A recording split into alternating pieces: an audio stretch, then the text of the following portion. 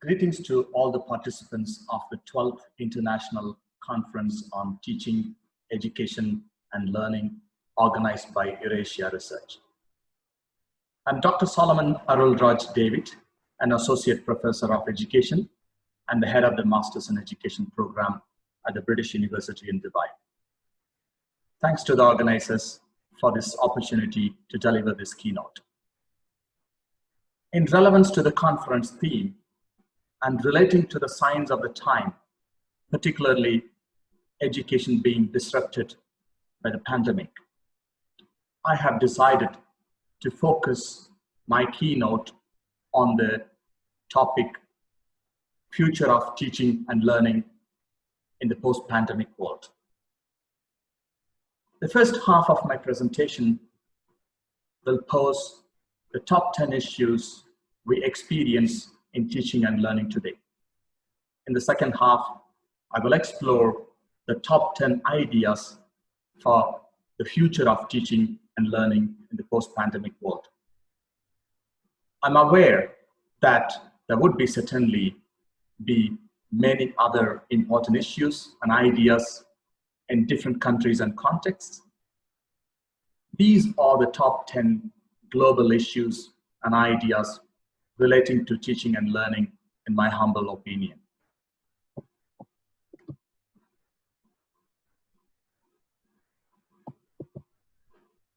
The first issue for me is the teaching and learning divide. We live in a world of unequal educational opportunities. We have witnessed now the world's biggest disruption of education due to the pandemic. More than 1.5 million students are not able to attend schools and universities, although some of the digitally privileged ones are able to continue through online learning.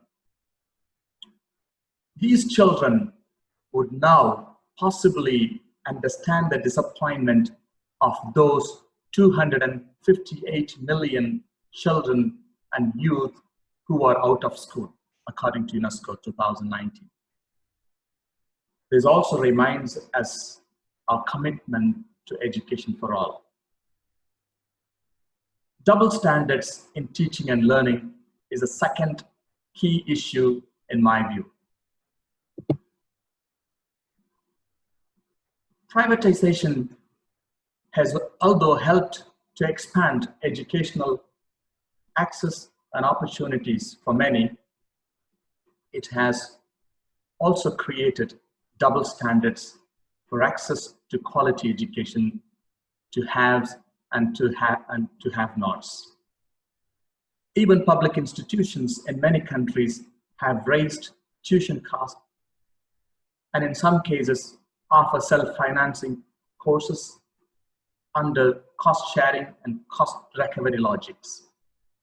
Such trends have affected good quality of teaching and learning practices across all types of educational institutions.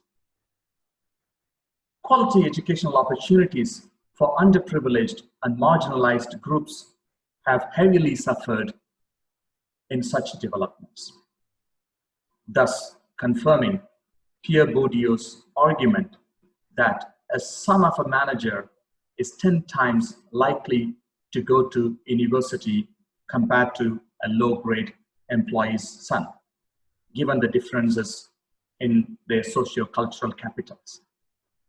His claim that schools reproduce existing inequalities seems valid even today. The third issue is that we take teachers for granted. According to the World Bank, there are about 80 million teachers around the world, from pre-primary to university level teaching.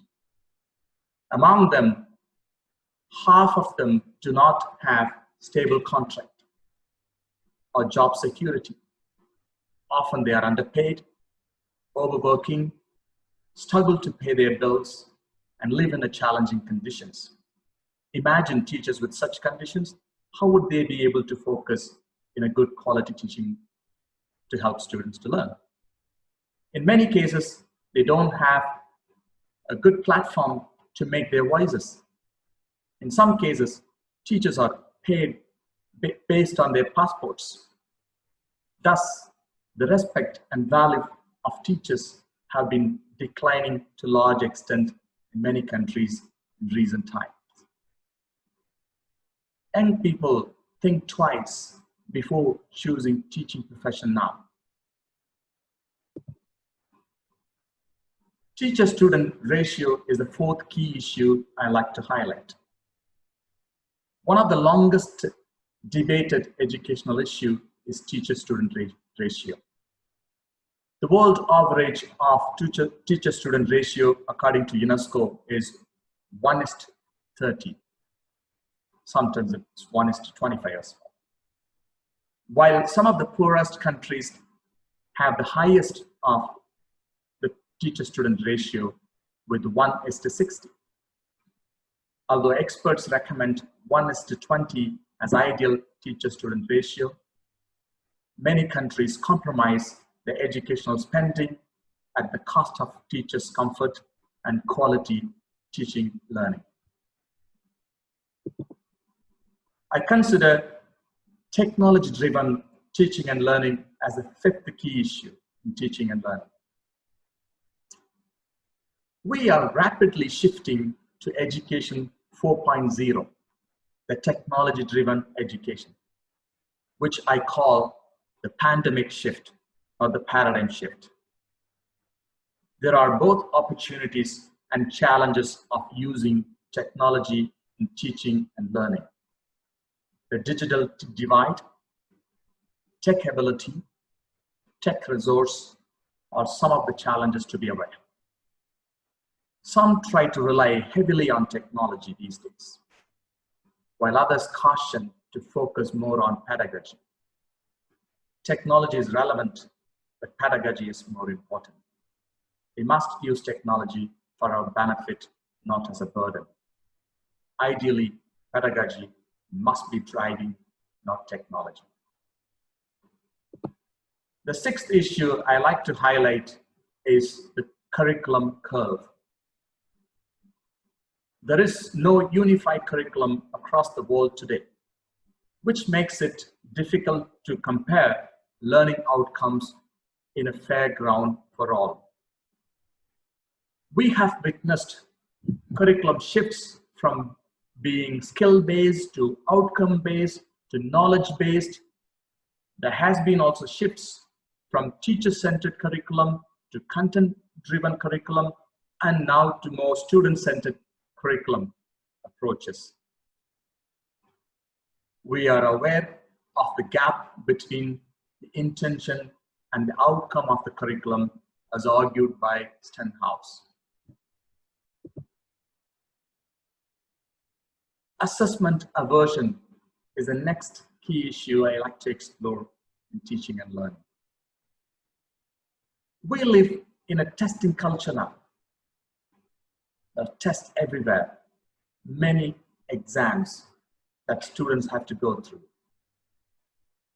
Students are undergoing various tests, which often increases their test anxiety.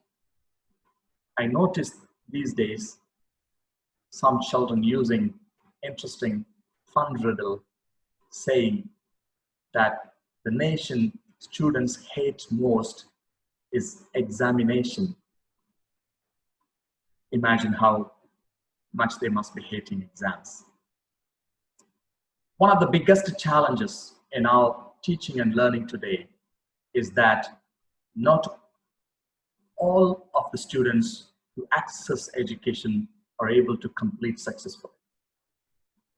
Partly, this is due to the unrealistic assessment strategies. Therefore, we need to address success and throughput very carefully.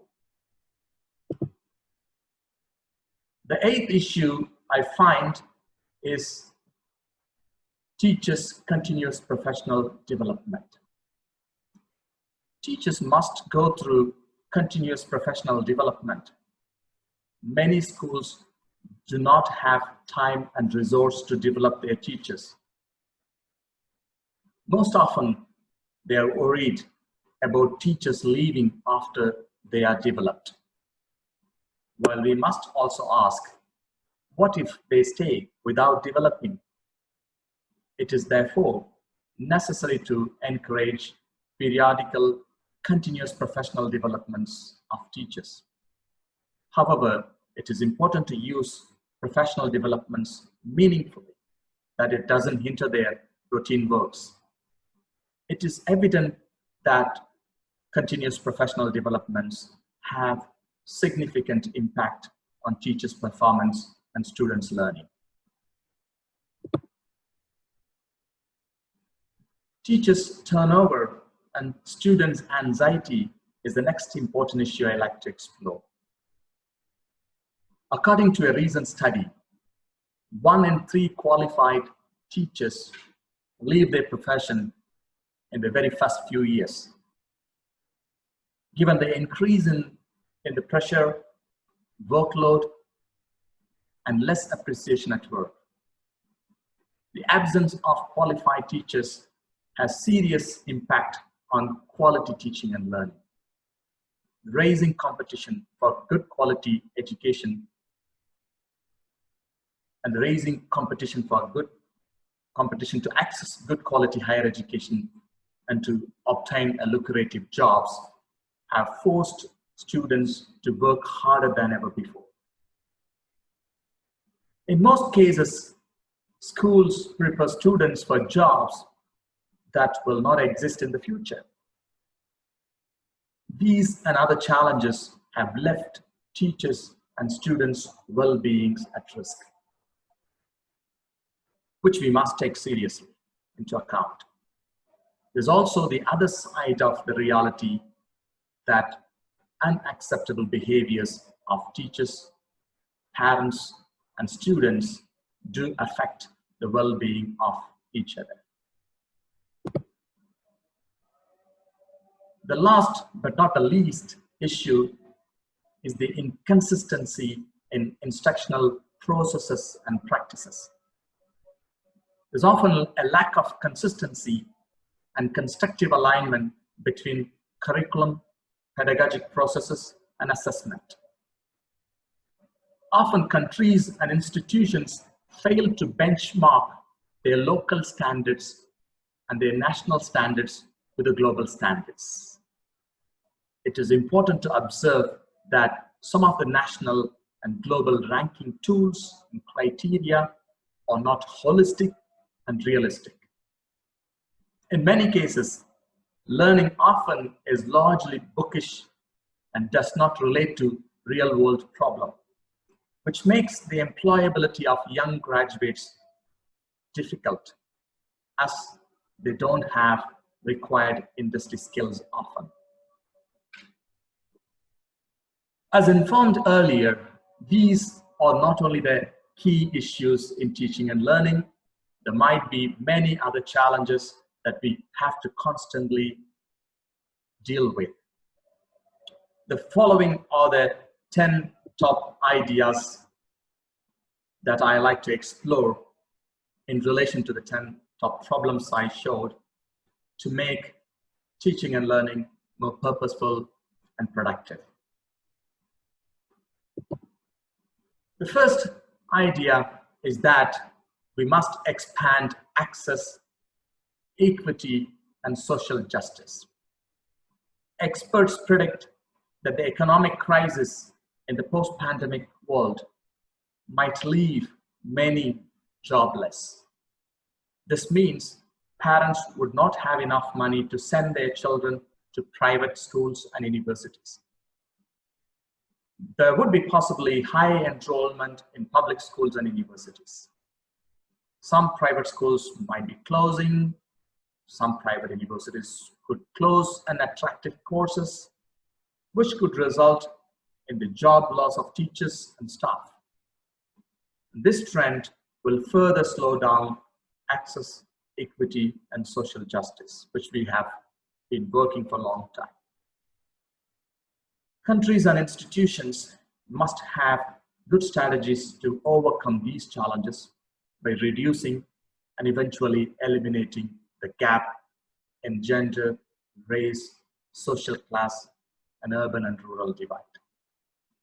Nations and citizens must continue to trust in valuing education.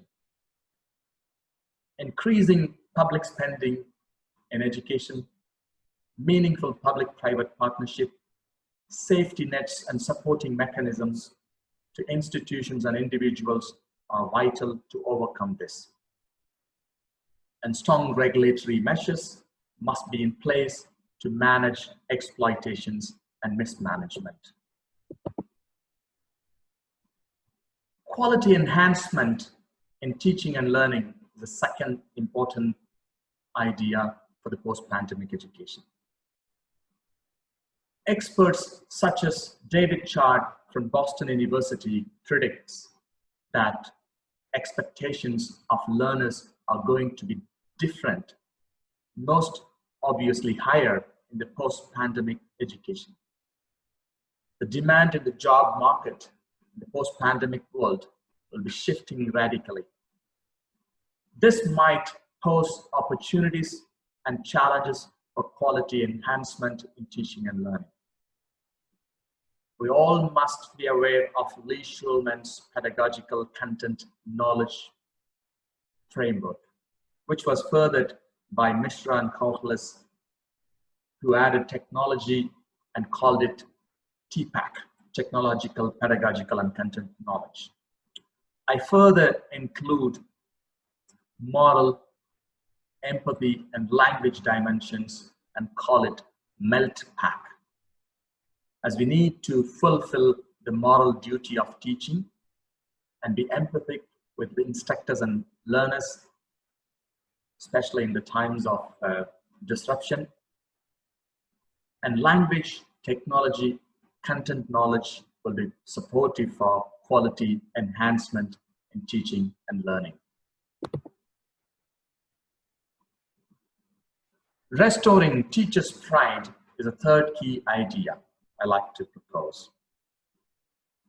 Experts also predict that there will be renewed respect for teachers in the post-pandemic world, as parents themselves have experienced the challenges of teaching in times of the lockdown. Some predict that many teachers might lose jobs due to lack of student enrollment. This means the supply of teachers would increase while the demand for teachers might be falling, leaving the profession less lucrative and attractive. Countries and institutions must make sure to create a culture of supporting teachers, recognizing their hard work, offer rewards and prizes, and make the profession attractive with lucrative packages in order to restore teachers' pride. Healthy classroom is a fourth key idea for effective teaching and learning. It is highly advocated to manage ideal teacher-student ratio for a quality teaching and learning experiences. The bigger the classroom is, the higher the teacher's tasks are. Teachers' tasks must be managed meaningfully for their contribution to quality teaching and learning. Parental engagement must be enhanced meaningfully in order to create a good teacher-parent-student relationship. It is necessary to focus more on humanistic approaches in classroom practices to ensure healthy and conducive environment for teaching and learning. The fifth key idea I like to explore is technology enhanced or technology enabled teaching and learning. We talk about Education 4.0 that comes with a promise of education everywhere, education anywhere, customization, knowledge-based curriculum, research-based learning and teaching, evidence-based assessment. The promise seems attractive, but we must continue to remain cautious and skeptical as we do not know the outcome yet. There are experiments around the world to engage humanoids as teaching assistants, which might be the future reality. Some are excited about this science fiction type of future development, while some others caution about the potential adverse effects. The sad reality is that humans are hooked to electronic gadgets and social media while machines are learning these days. For sure, machines could be programmed to outsmart humans, but humans can always easily unplug machines. Some argue that I would rather like to pay to a human real teacher rather than a humanoid, a robotic teacher. According to UNESCO, there are 69 million teacher shortage around the world. At one hand, we will have to deal with unemployment issues, while we want to use artificial intelligence, robotics, and humanoids in education. This will possibly cause huge unrestness due to further job loss. We must therefore be cautious and embrace technology-enhanced teaching rather than technology-driven teaching and learning. Using comparable and competitive curriculum is the sixth key idea for an effective teaching and learning in the post-pandemic world. Bernstein's stratified and differentiated approaches, classification and framing are very instrumental to deploy appropriate curriculum to learners of different ages. In an increased globalized world, curriculum must be able to create comparable learning outcomes due to the mobility of learning and mobility for jobs. Curriculum in the post-pandemic world, therefore, must be competitive and current, as the expectations will be higher, while it must also be realistic and feasible. Experts, therefore, advise for research-led curriculum and advocate to engage teachers in curriculum design.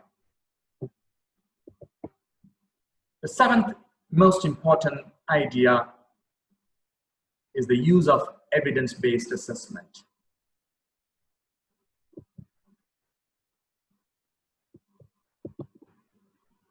We must reduce the ambiguity around assessment. Students must be clearly informed about the assessment criteria. Experts advocate the use of evidence-based assessment, which is strongly linked to the learning objectives. There must be clear constructive alignment between curriculum objectives and outcomes. This could only be achieved with careful pedagogical processes and constructive feedbacks that would be linked to the learning progress. Teacher professionalism is the eighth key idea I propose. Beyond continuous professional development, teachers must embrace this as a culture that would lead to teacher professionalism. Schools must continue to invest in their teachers to enhance their professionalism. Richard Branson says, to train people well enough so they can leave, but treat them well enough so they don't want to. The ninth key idea is the well-being of teachers and students. We have recently become more aware of the issues around teachers and students' well-being. Teachers' tasks must be managed effectively. They have their family as well. Parents and students must realize that there is life after studies and take learning enjoyable. Students and universities must make sure that teachers and students are safe and happy in order to engage in enjoyable teaching and learning processes. Inclusive work environment, appreciating diversity is vital for healthy organizational behavior and dynamics. We must therefore promote positive education in the post-pandemic world. That is the need of the hour. Leading instructions is the 10th key idea I'd like to explore. Instructional leadership by both instructors and institutions is essential in leading the use of appropriate and authentic curriculum, effective pedagogical processes, and valid assessment techniques. Instructional leadership play a pivotal role in leading instructors, instructions, learners, and learning. It is therefore very important that instructional leadership make sure that there is necessary freedom in teaching and learning for both instructors and learners. I'm sure these and other important ideas would continue to support and sustain quality teaching and learning both in schools and universities. I'm convinced that teaching and learning is central to schooling, and therefore schools and universities must continue to support and sustain quality teaching and learning. Thank you for listening to me. Let's continue to reflect in the best interest to enhance our teaching and learning practices. Thank you, and good luck with the conference.